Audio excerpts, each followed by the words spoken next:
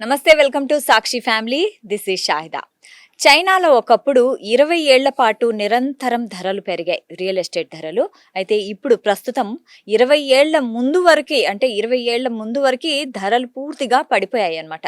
అంటే ఇప్పుడు అక్కడ రియల్ ఎస్టేట్ పరిస్థితి ఎలా ఉందో చూడండి.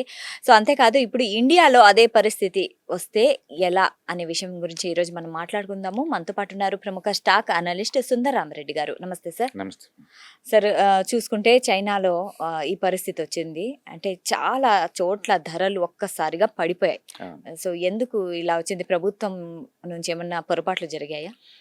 సో బేసికల్‌గా ప్రపంచం మొత్తం మీద చూసుకుంటే అత్యధిక అంటే ఫాస్టెస్ట్ గ్రోత్ అన్ని సెక్టార్‌లో కూడా అంటే చైనాలో అండి. చైనాలో జీడీపీ గ్రోత్ ఇయర్లీ 10% చొప్పున మ్హూ. అంటే ఆల్మోస్ట్ 15 ఇయర్స్ పెరిగిందండి కంటిన్యూస్‌గా. మ్హూ. అంటే ప్రపంచం మొత్తం మీద లేడీస్ యాక్టివ్‌గా ఎకానమీలో పార్టిసిపేట్ చేసింది ఒక చైనాలో ఉండేవాళ్ళు. మ్హూ.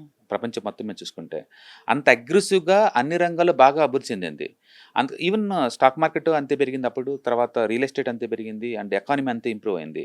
అలాంటి అంత ఫాస్ట్‌గా పెరిగిన చైనాలో ఇప్పుడు లేటెస్ట్‌గా రియల్ ఎస్టేట్ రేట్లు ఎంత కొలాప్స్ అయినాయి అంటే మ్హూ. డైరెక్ట్‌గా 20 ఇయర్స్ లోపలికి వెళ్ళిపోయినాయండి. అంటే 2000లో ఉన్న రేట్లు ఇప్పుడు ఉన్నాయండి అక్కడ చైనాలో. ఓకే. అంటే గత 20 ఇయర్స్‌లో ఎవరైనా రియల్ ఎస్టేట్‌లో పెట్టుంటే వాళ్ళ అమౌంట్ అంతా జీరో అయిపోయింది. ఎందుకు? రీజన్ అంతగా ఏంటి? కొలాప్స్ అయింది. అదేంటంటే ఓవర్‌గా డెవలప్ చేశారు రియల్ ఎస్టేట్స్‌ని. మ్హూ. ఓవర్‌గా ఎక్కడ చూసినా గోస్ట్ సిటీ అంటారు. మ్మ్. అంటే పబ్లికే ఉండదు. ఫ్యూచర్‌లో పబ్లిక్ వస్తారు అన్నట్టు చాలా కట్టారనమాట. ఈ మధ్య అయన్నీ చాలా వరకు కూల్చేస్తున్నారు గూడా. వాటిని గోస్ట్ సిటీ అంటారు. పాపులేషన్ లేకుండా కట్టిందనమాట. మ్హూ. అంటే ఓవర్‌గా ఎక్స్‌పెక్టేషన్ చేసేసి ఎక్కువ మ్మ్. కట్టారు. మ్మ్. తర్వాత ఏందంటే ఎవరు కొనేవాళ్ళు లేకుండా కొలాప్స్ అయిపోయిందనమాట. మ్మ్. అంటే చైనాలో ఇప్పుడు స్టాక్ మార్కెట్‌లు చూసినా అంత హెల్తీగా లేవు. అండ్ రియల్ ఎస్టేట్ చూసినా అంత హెల్తీగా అంటే లేదు. దీన్నేనా రియల్ ఎస్టేట్ బబుల్ ఆ! అంటారు? ఈ రియల్ ఎస్టేట్ బబుల్ అంటారు. మ్హూ. అందుకే వాళ్ళు గోల్డ్ మీదే కొంటున్నారు. చైనా సెంట్రల్ బ్యాంక్ వాళ్ళు గత 20 మంత్స్ నుంచి అంటే కంటిన్యూయస్‌గా గోల్డ్ కొంటా ఉన్నారు. మ్హూ. అందుకని చైనాలో ఒక బిగ్గెస్ట్ అసెట్ క్లాస్ అంటే ఇప్పుడు గోల్డ్ అయిపోయింది. ఎందుకంటే రియల్ ఎస్టేట్ అంతా కొలాప్స్ అయిపోయింది కాబట్టి. అయితే ఇండియాలో కూడా చైనా లాగా రియల్ ఎస్టేట్ కొలాప్స్ అవుతదా అంటే ఖచ్చితంగా అవ్వదండి. దానికి మ్హూ. రీజన్ ఏంటంటే ఒకటి పాపులేషను. మనకి 3 వైపులా సముద్రాలే ఉన్నాయి. మ్హూ. అండ్ ఒకవైపు హిమాలయాలు ఉన్నాయి. కాబట్టి ఎక్స్‌పాండ్ చేయడం అంటే కుదరదు. ఇండియాలో ఆ ప్రాబ్లం రాదంటారు? రాదు అది. ఇప్పుడల్లా రాదు. ఫ్యూచర్‌లో రావచ్చు. ఎందుకంటే ఏం- చైనాలో వచ్చింది కాబట్టి ప్రపంచంలో ఎక్కడైనా రావచ్చు.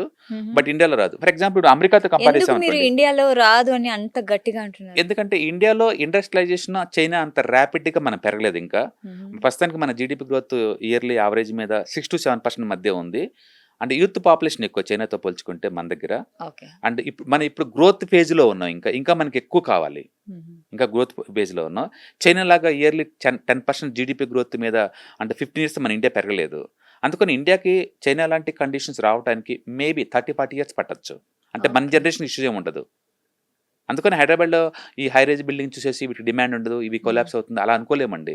అంటే నెక్స్ట్ ఇండియా 30-40 ఇయర్స్ వరకు కూడా రియల్ ఎస్టేట్‌లో చైనాలో వచ్చింది ఇక్కడ రాకపోవచ్చు. మరి ఇండియాలో చాలా నగరాల్లో హ్మ్. చాలా ఫాస్ట్ గా రియల్ ఎస్టేట్ ధరలు పెరుగుతున్నాయి కదా? యాహ్! రీజన్ ఏమై ఉండొచ్చు అంటే అమెరికా చూసామనుకోండి. అమెరికాతో చూసుకుంటే మన పాపులేషన్ 4 టైమ్స్ ఎక్కువ మనం. మ్హూ. America population 35 crore. ఇండియాలో 150 క్రోర్. వాళ్ళతో లేదు. పోల్చుకుంటే మనం అవును, 4 టైమ్స్. ల్యాండ్ బ్యాంక్ ఇండియాతో పోల్చుకుంటే అమెరికా 3 టైమ్స్ ఎక్కువ అండి. ఎక్కువ ఉంది. ల్యాండ్ బ్యాంక్ ఎక్కువ. మ్మ్. అందుకని అలాంటి అమెరికాలోనే రియల్ ఎస్టేట్ గ్రోత్ ఉంది ఎంతకంత. మ్హూ. అలాంటి అమెరికాలో మరి అలాంటప్పుడు ఇండియా ఎంత ఉండాలి ఇంకా? మ్మ్. అందుకని ఈవెన్ చైనా కూడా మనతో పోల్చుకుంటే 3 టైమ్స్ బిగ్గర్ అండి స్పేస్. అయితే సార్, ఇప్పుడు ఇండియాలో చూసుకుంటే ఇప్పుడు చెన్నై కానీ, హైదరాబాద్ కానీ, ముంబై కానీ, సో ఇలాంటి నగరాల్లో రియల్ ఎస్టేట్ ధరలు నిజంగానే పెరిగాయా? ఎంత చాలా పెరుగు? చాలా పెరిగింది. మ్మ్. మనం ఆర్థికంగా ఎంత ఎక్కువ డెవలప్ అవుతే, జాబ్ ఆపర్చునిటీ ఎంత ఎక్కువ పెరిగితే, మ్మ్. అఫోర్డబిలిటీ ఎంత ఎక్కువ పెరిగితే, ల్యాండ్ రేట్లు అంతగా పెరుగుతాయి. అంటే ఎందుకంటే జనాభా పెరిగినంత ఈజీగా ల్యాండ్ పెరగదు కాబట్టి. మ్మ్. రెండోది మనం ముంబై గనుక చూసామనుకోండి, నీకు ₹1,00,00,000కి సింగిల్ బెడ్‌రూమ్ దొరుకుతుంది అక్కడ. అంటే ఈ ధరలు నిజమైనవేనా అంటున్నా? నిజమైనదా అనే బదులు ఇండియా ఎకానమీ స్టేటస్ గనుక మనం చూస్తే, మొదటి నుంచి కూడా real estate belongs to political asset అది. ఓకే. అంటే పొలిటికల్ లీడర్‌లందరూ మ్మ్. వాళ్ళ అమౌంట్‌ని ఎక్కువ దాచుకునే అసెట్ క్లాస్ ఏందంటే అది రియల్ ఎస్టేట్. అంటే అతిగా పెరిగాయా? చాలా అతిగా పెరిగింది. రియల్ ఎస్టేట్‌లో ఇండియాలో సో మచ్ ఆర్టిఫిషియల్‌గా ఎక్కువ రేట్‌లో ఉంటాయి మొదటి నుంచి కూడా. మొదటి మ్హూ. నుంచి. మ్మ్. ఎందుకంటే బ్లాక్ మనీ ఎక్కువ ఇక్కడ. మ్మ్. బ్లాక్ మనీ ఎక్కువ. మ్మ్. అంటే పొలిటికల్ లీడర్‌లు ఎక్కువ అసెట్ క్లాస్ దీంట్లోనే పెడతారు. మ్మ్. అందుకని ఇండియాలో కనపడని అమౌంట్ అంతా ఉండేది అసెట్ క్లాసు రియల్ ఎస్టేటే. ఓకే. అయితే అందుకని అవి అంత ఈజీగా కొలాప్స్ అవుతాయంటే మేబీ 30-40 ఇయర్స్ వరకు కొలాప్స్ అవ్వచ్చు. ఇది కొలాప్స్ అవ్వాలంటే లేదు, యూత్ మ్యాన్ పవర్ తగ్గిపోతా ఉండాలి. అంటే జాబ్ ఆపర్చునిటీస్ మొత్తం కొలాప్స్ అవుతా ఉండాలి. పాపులేషన్ పెరగడం ఆగిపోవాలి మెయిన్‌గా. అందుకని రీసెంట్ సర్వే ప్రకారం ఏందంటే మనం 2050 వరకు గూడా అంటే పాపులేషన్ పెరుగుతూనే ఉంటది ఇంకా. 2050 వరకు. ఓకే. ఆ తర్వాత నుంచి పాపులేషన్ పెరగడం ఆగిపోద్ది. బహుశా పాపులేషన్ పెరగడం ఆగిపోయిన తర్వాత 10-20 ఇయర్స్‌కి రియల్ ఎస్టేట్ కొలాప్స్ అవ్వచ్చు. ఓకే. అంతే తప్ప అప్పటిదాకా అయ్యేది. రెండోది ఇండియాలో సిటీలో ఒకటే ర్యాపిడ్‌గా పెరుగుతుంది. బట్ మనం చూసుకుంటే రూరల్ ఇండియాలో లేకపోతే సిటీల్లో అవన్నీ తగ్గిపోతున్నాయి. ఇంక పెరగట్ల. రూరల్ ఇండియా తగ్గిపోతుంది. పెరగట్ల ఎక్స్‌పాండ్ అవ్వట్ల. వాళ్ళందరూ మైగ్రేషన్ సిటీకి వస్తున్నారు. అందుకే సిటీ ర్యాపిడ్‌గా ఎక్స్‌పాండ్ అవుతుంది. రైట్. అందుకని మనం కొత్తది కాదు ఇక్కడ. ఉన్నోళ్ళు ఇక్కడ ఈ ప్లేస్‌కి షిఫ్ట్ అవుతున్నారనమాట. అందుకని రెండోది మీరు ఏదన్నా రియల్ ఎస్టేట్ కొనాలన్నా రూరల్ ఇండియాలో అంత వర్త్ కాదు. అవి రాను రాను కొనేవాళ్ళు కూడా ఉండకపోవచ్చు అక్కడ. ఎందుకంటే జాబ్ ఆపర్చునిటీస్ అవి లేవు కాబట్టి.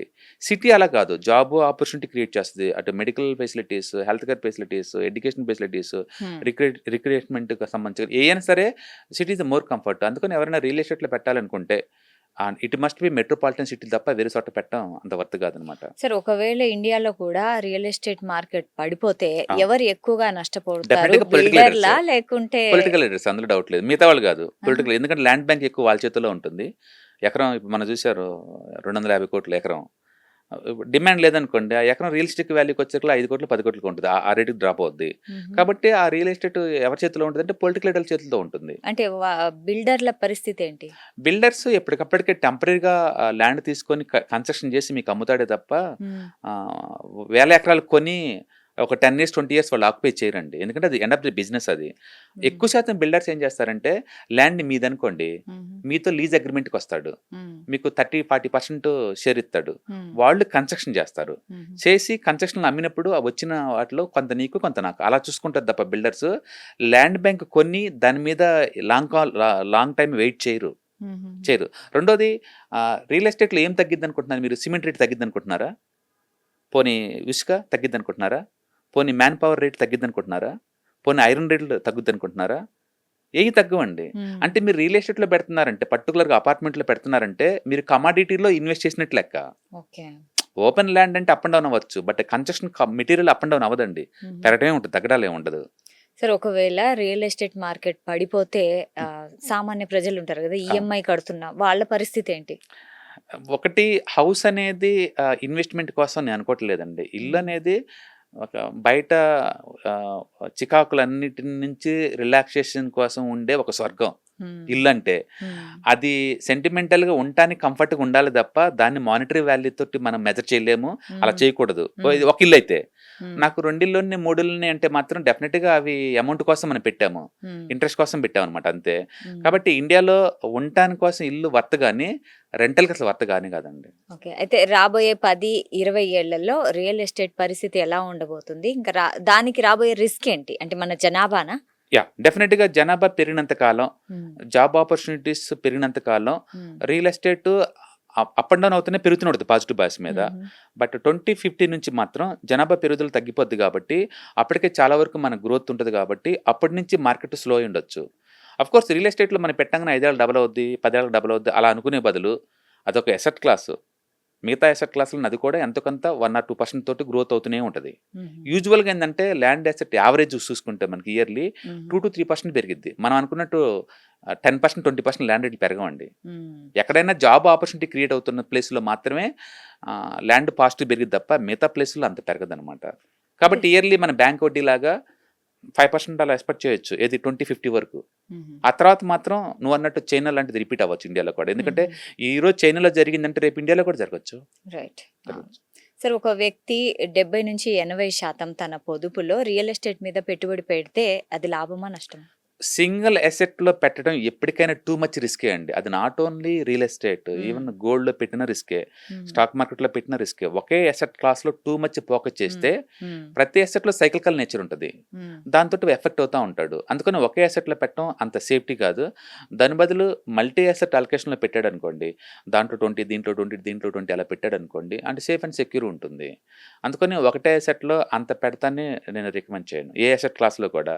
రెండోది రియల్ ఎస్టేట్ అనేది హైలీ ఇల్లిక్విడ్ అండి. నువ్వు ఇన్ టైంలో అమ్మలేవు, ఇన్ టైంలో కొనలేవు, టూ మచ్ టైం పడుతుంది. అందుకని రియల్ ఎస్టేట్ ఇన్వెస్ట్మెంట్ అందరికీ సూట్ అవ్వదు. అండ్ హై నెట్వర్త్ ఇన్వెస్టర్స్కి మాత్రమే సూట్ అవుతుంది. రైట్. సార్, ఇన్వెస్ట్మెంట్ ఇప్పుడు రియల్ ఎస్టేట్లో ఇన్వెస్ట్ చేయాలనుకునే వాళ్ళు తీసుకోవాల్సిన ముఖ్యమైన 3 జాగ్రత్తలు ఏంటి? మీరు పెట్టే ఇన్వెస్ట్మెంట్స్ హౌస్ మీరు ఉండటం కోసమా లేకపోతే ఇన్వెస్ట్మెంట్ చేయటం కోసమా అంటే మళ్ళీ రీసేల్ కోసం చూసుకోండి. ఉండటం కోసం అయితే మాత్రం కెరీర్ స్టార్టింగ్లో పెట్టుకోమాగండి. 35 ఆ ఏజ్లో పెట్టుకోండి. అప్పుడు ఏంటంటే ఉండటం కోసం ఒక ఇల్లు సరిపోతుంది. ఓకే. రెంట్కి ఇచ్చే పర్పస్ కోసం పెట్టుకుంటే మీకు అంత వర్తేం కాదు. ఎందుకంటే మీరు తీసుకునే బ్యాంక్ దగ్గర తీసుకున్న లోనే 7% దాకా ఉంటుంది. మీరు రెంట్కి వస్తే మీకు వచ్చేదే 3% వస్తుంది. మేబీ ల్యాండ్ రేటు ఒక 3% 4% పెరగచ్చు. అందుకని రెంటల్ వాల్యూ అంత వర్త్ కాదు. దాని బదులు ఏంటంటే మేబీ మీకు గ్యారంటీ అనుకుంటే ఫ్రీ లాంచింగ్లో కొనుక్కొని బిల్డింగ్ ఫినిష్ అయిన తర్వాత అమ్ముకోవచ్చు. బట్ స్టిల్ రిస్క్ అది. దాని బదులు రియల్ ఎస్టేట్ ఇన్వెస్ట్మెంట్ ట్రస్ట్ అని స్టాక్ మార్కెట్లో ఉంటాయి. అవి కమర్షియల్గా రియల్ ఎస్టేట్ అనమాట. అది ఇయర్లీ వచ్చే ప్రాఫిట్లో 90% అందరు షేర్ చేసుకుంటారు మ్యాండేటరీగా. మీకు యావరేజ్ మీద ఒక 8 to 10% దాకా వచ్చే ఛాన్స్ ఉంది. ఎప్పుడు కావాలంటే ఇప్పుడు బయటికి పోవచ్చు, ఎప్పుడు కావాలంటే ఇప్పుడు లోపల రావచ్చు. బయట రియల్ ఎస్టేట్లో ఉన్న హెడేక్ దీంట్లో ఉండదు. అందుకని స్టాక్ మార్కెట్లో రీట్స్ అని ఉంటాయి, వాటిల్లో ఇన్వెస్ట్ చేసుకోండి. లిక్విడిటీ బాగుంటుంది, నీకు అమౌంట్ కూడా యావరేజ్ మీద ఒక 7 to 10% మధ్య వస్తుంది అనమాట. అందుకని బయట కమర్షియల్ రియల్ ఎస్టేట్తో పోల్చుకుంటే ఇది బెటర్. ఉండటాని కోసం అయితే ఒకటి తీసుకోండి, అది కూడా కెరీర్ స్టార్టింగ్లో కాదు. కెరీర్ ఎక్కడ సెటిల్ అవుతాం క్లారిటీ వచ్చిన తర్వాత మేబీ 40-50 ఏజ్ ఆ మధ్య. కెరీర్ స్టార్టింగ్ లో కొంచెం ఆలోచించి జాగ్రత్తగా తీసుకో. కెరీర్ స్టార్టింగ్ లో మన మనీ ఎంత ఫాస్ట్ గా గ్రో అయితే ఆ ప్లేస్ లోనే ఇన్వెస్ట్ చేసుకుంటూ వెళ్ళిపోండి. మనీ ఎప్పుడైనా యావరేజ్ మీద ఒక 12 to 15% గ్రో అయ్యేలా చూసుకోండి. చాలా మంది ఏంటంటే నాకు 50 ఎకరాల పొలం ఉంది అంటాడు, నా దగ్గర 10 కోట్లు ఉంది అంటారు. మ్యాటర్ ఏంటంటే మీ దగ్గర ఎంత ఉందనేది కాదు, మీ అసెట్స్ ఎంత గ్రోత్ అవుతుంది ప్రయాణం అనేది ఇంపార్టెంట్. క్యాష్ ఫ్లో ఎంత వస్తుంది తిరిగి, నాకు తిరిగి ఎంత ఇస్తుంది అనేది ఇంపార్టెంట్. ఆ రెండు ఇంపార్టెంట్ అనమాట ఒక అసెట్ని మెజర్ చేసేటప్పుడు. అందుకని మీ అసెట్స్ కనుక 0 గ్రోత్ ఉంది అనుకోండి, 10 ఏళ్ళ తర్వాత కూడా అది అంతే ఉంటుంది కదా, ఇంకా వాల్యూ ఉంది దాంట్లో. అందుకని అసెట్ గ్రో అవుతూ ఉండాలి. ఎందుకంటే ఇన్ఫ్లేషన్ వల్ల వాల్యూ తగ్గిపోద్ది కదా ఇంకా రాను రాను. అందుకని మీ అసెట్స్ అని మీరు అనుకున్న ఏమైనా సరే ఇయర్లీ యావరేజ్ మీద ఒక 10 to 15% చొప్పున పెరుగుతున్నాయా లేవా, దానికోసం ఆన్సర్ ఇవ్వండి. పెరగటం లేదు అంటే పెరిగేసాటికి మూవ్ చేయండి, వాటిని పెరిగేసాటి మూవ్ చేయండి. ఇప్పుడు ఈ మూవ్ చేసిన తర్వాత తక్కువ రేటుకి వచ్చే వాటిని బ్యాంక్ దగ్గర నుంచి వడ్డీ తీసుకోండి. తక్కువ రేటుకి వచ్చేసాక నాకు ఒక డౌట్, ఇప్పుడు ఒకళ్ళ దగ్గర గోల్డ్ ఉంది, సో అంటే పెళ్లిళ్ళలోనో అట్లా మనం కొన్న గోల్డ్ ఉంది, దాని నుంచి మళ్ళీ ఇట్లా మీరు చెప్పినట్లు ఎట్లా మళ్ళీ దాని నుంచి మనకి అమౌంట్ వస్తుంది? యాక్చువల్ గా పబ్లిక్ పర్సెప్షన్ ఏంటంటే గోల్డ్ అంటే ఒక అసెట్ అనుకుంటారు కదా. Yes, that is asset.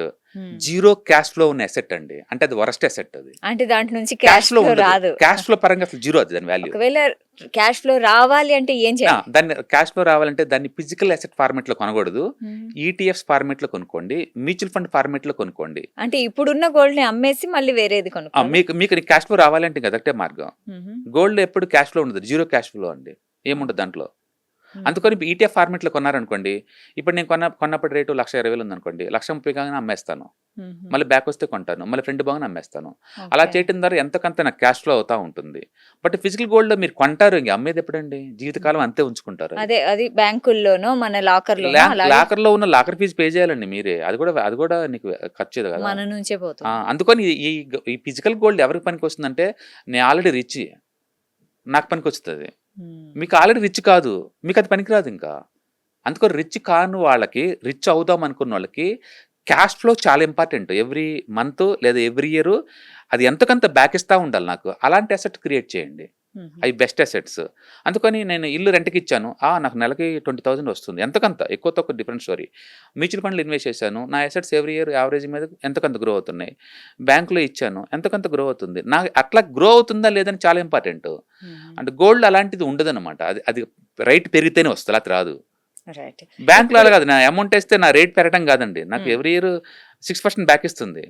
ఇల్లు రెంట్కి ఇస్తే రెంట్ నాకు బ్యాక్ వస్తుంది. మ్యూచువల్ ఫండ్స్లో పెడితే ఎవ్రీ ఇయర్ 20% అలా వస్తుంది, ఎప్పటికంటే అప్పుడు సెల్ చేసుకోవచ్చు. ఫిజికల్ గోల్డ్ మీరు అమ్మలేరు, వాటిని ఆ క్యాష్ ఫ్లో ఉండదు. అందుకని అందరికీ ఆ అసెట్ సూట్ అవ్వదండి, అందరూ సూట్ అవ్వదు. మీకు అది దాంట్లో నుంచి మనీ తీసుకోవాలంటే మీకున్న ఒకే ఒక రూట్ ఏంటంటే ఈటీఎఫ్ ఫార్మేట్లో కొనుక్కోండి, రేట్ పెరిగినప్పుడల్లా అమ్మండి, డ్రాప్ అయినప్పుడు కొనుక్కోండి. అంటే గోల్డ్ ఎక్కడికి పోతుంది, అక్కడే ఉంటుంది. కాబట్టి దాంతో షార్ట్ టర్మ్ మీద మనీ మేక్ చేసుకోవచ్చు. బట్ ఫిజికల్ గోల్డ్ అయితే అంత వర్త్ కాదు. అందుకే చాలా మంది ఇండియన్ సొసైటీలో ఏంటంటే గోల్డ్ అన్ని ఆస్తులు అనుకుంటారు, రోజు లెక్కేసుకొని బుర్సిపోతారు తప్ప క్యాష్ ఫ్లో జీరో అండి. అందుకని అసెట్స్ని క్యాష్ ఫ్లో లేకుండా అంత వర్త్ కావు. రైట్. అది ఏదైనా కావచ్చు. అందుకని ఇప్పుడు కారు ఎసెట్ అంటే అది ఓలా, ఊబర్‌లో పెడితే అది ఎసెట్టే. ఎందుకంటే నాకు రోజు డబ్బిస్తుంది. ఓన్‌గా వాడుకుంటున్నావు అది నీకు లయబిలిటీ, అది ఎసెట్ కాదింకా. ఎందుకంటే దాని నుంచి నువ్వు పెడుతుంది తప్ప, నీకు కంఫర్ట్ ఇస్తుంది తప్ప రెవెన్యూ ఏం జనరేట్ చేయట్లేదు కదా! అందుకని కారు ద్వారా మనీ మేక్ చేస్తే అది ఎసెట్. అండ్ కారుని మన కంఫర్ట్ కోసం వాడితే అది లయబిలిటీ. ఎగ్జాక్ట్లీ. అట్లా ఎసెట్స్‌లో ఏంటంటే ఎప్పుడైనా క్యాష్ ఫ్లో ఉన్న ఎసెట్సే సాధ్యంత వరకు ఫోకస్ చేయండి. ఏది కెరీర్ స్టార్టింగ్‌లో. అండ్ మనీ బాగొచ్చిన తర్వాత మీరు ఎలాంటి తప్పులు చేసినా పర్వాలేదు. బట్ ఎర్లీ స్టేజ్‌లో అలా చేయకపోవటం బెటర్ అనమాట. Right. Thank you so much sir. మంచి విషయాలు చెప్పారు. సో ఇది ఇవాల్టి కార్యక్రమం. మరో కార్యక్రమంలో మళ్ళీ కలుద్దాం. అంటిల్ దెన్ కీప్ వాచింగ్ సాక్షి టీవీ.